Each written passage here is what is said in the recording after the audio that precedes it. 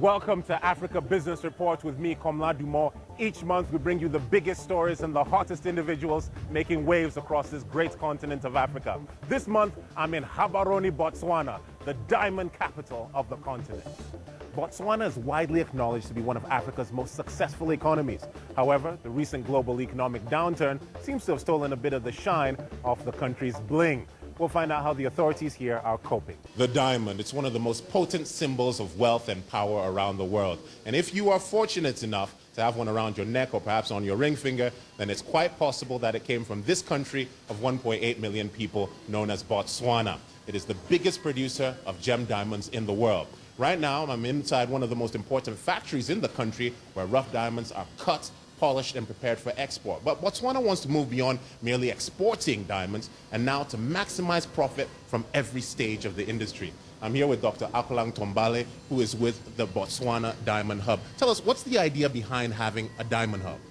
The idea behind having the diamond hub is to help Botswana from moving from just being a rough diamond producer to becoming a diamond center. Now we can see that in this stage of the operations, the rough diamonds are being prepared for export. But what other allied industries can you find in the diamond hub? Jewelry manufacture, diamond trading for both polished and rough diamonds, and also support industries like financing, technology, and security. The whole diamond chain is about 90 billion US dollars. We are only getting about 3% of that. We hope that with these activities we can go up to 10%. Botswana is recognized as one of the most successful economies in Africa. What can other African countries that are resource rich learn from your country's experience, specifically this diamond hub as well? The Africans, I think sometimes we are being emotional. We nationalize because we believe that we own the resources. But what we need to believe is that we have to get people to help us to develop this industry, although the control still have to be with us. Thank you very much, Dr. Tombale. Now, as you've heard, the government of Botswana wants to benefit from every single sector of the economy, and they're looking beyond diamonds. And now they're looking to boost other parts of commerce, as Egon Kosu reports. Welcome to the pride and joy of Boyce Sebeneko and his father Sitebo. Their searingly hot, dusty farm lies 250 kilometers from the pristine coolness of the diamond hub in Gaborone, and it keeps them pretty busy. I think, but then dehorning must be done this week, yes. It's around 6,500 hectares in size, boasting 1,000 head of cattle. And it's something of a rarity. It's been run as a commercial enterprise for more than 10 years. Many farms in Botswana are operated on a part-time, non-professional basis. All of this used to be communal land, and that means that anybody who used to raise cattle on a casual basis would be able to come here to graze their cattle on the local bush. Now, as you can see here, this is very dry land. It's very hot. We're at the edge of the Kalahari Desert, and that means that only people with the technology and access to money to dig boreholes really can work this land. The family invested heavily to irrigate the land and make the farm a profitable enterprise. They're looking to expand with the help of a government loan. We've had this farm for more than 15 years. Getting the finances right is only part of the story for Boyce or anyone wanting to be big in beef. Land is a problem, yes. It actually takes time to acquire land because we have to go through the land board and they have to come and see whether that land that you want to use for agricultural purposes is suitable for what you want to do, whether be it for crop production or animal production. A lot of land here is used by informal, non-commercial farmers. That's because raising cattle is an important part of the culture. It's a traditional way of expressing wealth. But that makes land even more difficult to acquire for professional farmers. Lunchtime for younger animals at a facility owned by another company a short drive away. Now, once the cows reach the age of about 12 to 18 months, they're brought here to a feed station, which is a pretty large affair, and it's a key stage in the process of making sure these cows go successfully to market. They are subjected to a process known as backgrounding. That means they're fattened up before they are sent to slaughter.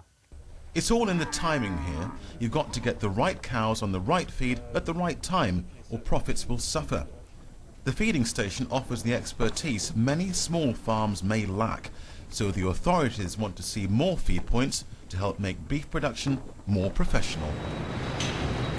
Once they're slaughtered, the cows end up here, at the Botswana Meat Commission, which looks after the country's beef exports. From here, the meat will end up on dinner tables all over the world. The European Union is a prime customer. The man in charge reckons this facility is only running at around 60% capacity. He simply isn't getting hold of the right cows. If we are to improve on the number of cattle that are sent in for slaughter, we have to convert from oxen production to what we call winner production. At winner production, it means we are able to take cattle off the field for slaughter at a younger age. A winner is still in its prime stage. When it's in prime stage, it enables me, when I sell the product in the international market, to compete on the same level with other industrialized countries, and therefore be able to realize better returns, because I'll be selling a younger, tender meat from a younger animal than when I'm selling an ox. Back on the farm, Boyce continues to plan for expansion. He wants to pass an even bigger business on to his son. But success will be more than just a family affair. The entire industry hopes the spread of the professional farmer will make it a major foreign revenue earner. Egon Kasu, Africa Business Report, Jwaneng in Botswana. I'm in Gaboroni's financial district. This country has ambitions to become a regional financial powerhouse. Already, its stock market is one of the best performers in Africa. But what does this mean for the ordinary man or woman in the streets? I've been finding out. Do you know anything about the Botswana Stock Exchange? Just a little bit. What do you know?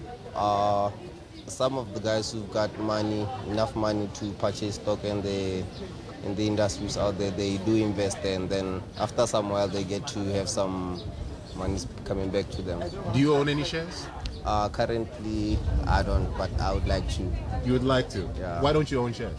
I don't have the capital to do it. If you had money, would you buy shares on the stock exchange? Of course I would buy, although I know there are risks involved in them. To take part, you have to have at least cash to buy stocks, so that can be part of the stock exchange.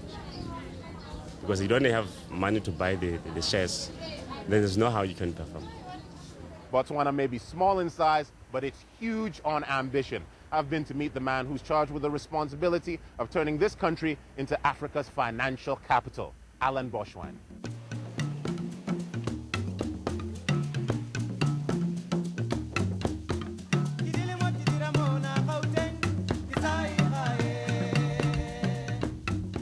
What's the idea of establishing an international financial services center here in Botswana? Well, we believe that the vision of an international financial services center is very consistent with Botswana's history over the last 40 years. We have a very credible track record, macroeconomic management, political stability, and a strong record of growth, but also of good business ethics, a very open economy, no exchange controls. And, and we are convinced that we can create a financial intermediation of business services platform for our region. Botswana has one of the highest literacy rates in Africa. But what about the requirements of human talent? This requires specialized financial knowledge. Do you have that? Botswana has invested a lot in education, not only in Botswana itself through tertiary and secondary level. There's a realization that because we are small, we need to supplement that by bringing in specialized skills, hopefully from the African diaspora. We have a very good record of working with African lawyers, bankers, etc., or a diverse range of professionals coming, working here, and being quite happy to work here. So that's what I would say is what we have to do. Well, I've been on the streets of Gaborone and talked to quite a few young people who really just don't know what's going on. How much local buy-in do you have to establish this center? Is it important? Well, it's not a sector that's traditionally associated with Botswana. The traditional association is with agriculture, beef, and then we moved on to diamonds and mining. But I think in this third phase, a lot of those younger people are saying, well, mining doesn't absorb that many people in terms of where should I look to be career-wise or entrepreneurially. And then this area does present legitimate possibilities. So I think our outreach to them has been more effective with those young aspirant Botswana who have got that international acclimatization or regional acclimatization. And I think they will increasingly know that they need to take Botswana to the next level, move into non-traditional sectors. And that's it from this edition of Africa Business Report, coming to you from Gaborone, Botswana. Now, you can find out more about any of the stories we ran on this program by visiting our website, bbc.com/Africa Business Report.